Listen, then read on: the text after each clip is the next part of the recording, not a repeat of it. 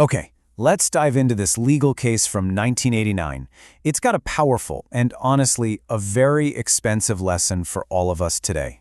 It's a story about a bus ride, a really bad accident, and one single signature that almost cost a family everything.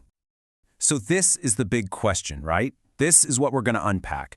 At the heart of this whole thing is this wild clash between two numbers, a tiny settlement versus a massive, life-changing pile of medical bills. So how on earth could this happen? To really get how that one signature became so incredibly important, we have to go all the way back to the beginning, to the day of the accident itself. So it all starts here, on a Baliwag transit bus. A passenger, George Kailapan, is literally thrown from the moving vehicle. He gets seriously injured.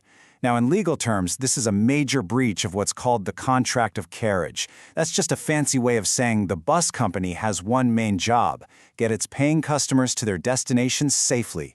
The aftermath was, well, devastating. George needed a ton of medical care, and his parents, Sotero and Zenaida, they paid for all of it.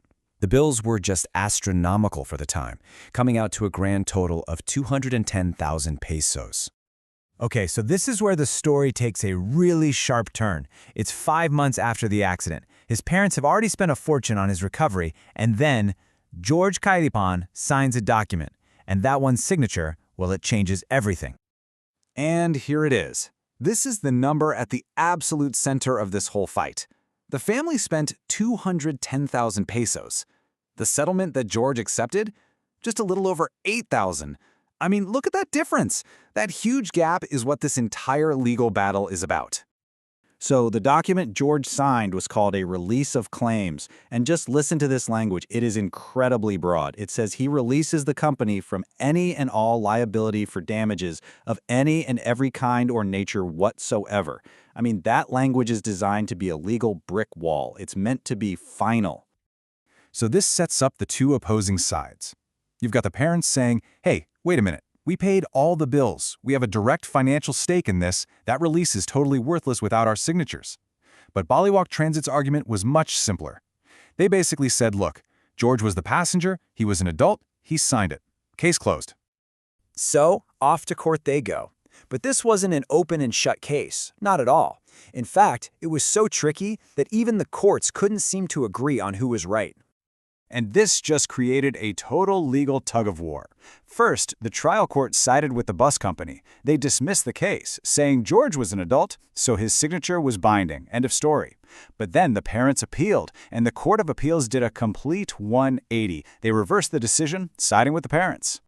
So now you've got this legal mess. One signature, but two totally different outcomes from two different courts. It just begs the question, who was actually right here? Well, this whole conflict sets the stage for a final showdown at the highest court in the Philippines. Yep, the case eventually makes its way all the way up to the Supreme Court. They're the ones who have to untangle this whole thing and make the final call, once and for all. Now, to understand how the Supreme Court decided this, we have to get this one key legal idea, the real party in interest. It sounds complicated, but it's not. It's just the law's way of asking whose rights were actually violated here. Who is the person with the direct legal claim in this fight? The whole decision really hinges on this one question. So the court broke it down with some pretty cold, hard logic. First, they said the legal contract was between two parties and two parties only: the passenger, George, and the bus company, Baliwag. So it was George's right to a safe trip that was violated. Plus, he was of legal age, and not just that, he was a graduating engineering student. He knew what he was doing when he signed. All of this meant that he and he alone was the sole real party in interest. His parents, well, even though they paid for everything, they weren't technically part of that original contract. And with that chain of reasoning, the Supreme Court handed down its final verdict. They sided with Baliwag Transit. They reinstated the original trial court's decision and declared that the 8,000 peso settlement was, in fact, valid. The case was officially over. So you might be thinking, okay, that was decades ago. Why are we even talking about it? Why does this case still matter to us now? Because it is a powerful and frankly a really harsh lesson about the unbelievable power of the documents that we sign. So what can we take away from this? Well, there are 4 big lessons. First, a contract is a closed loop between the people who sign it. That's it. Second, legal age means legal power. Once you're an adult, your signature carries the full weight of the law. Third, a release of claims is meant to be a full stop. It's designed to end things permanently.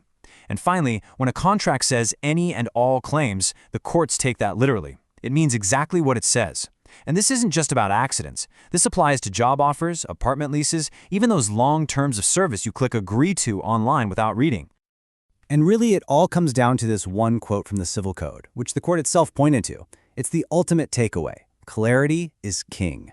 If the words in a contract are clear, their literal meaning is what rules, no matter how unfair the outcome might feel later on. And all of this leaves us with one final, very important thought. It's a question to carry with you before you sign anything. Do you really truly know what you're agreeing to? Because as the Kylopen family learned in the most painful way possible, a single signature can have a final, unchangeable, and very, very high price.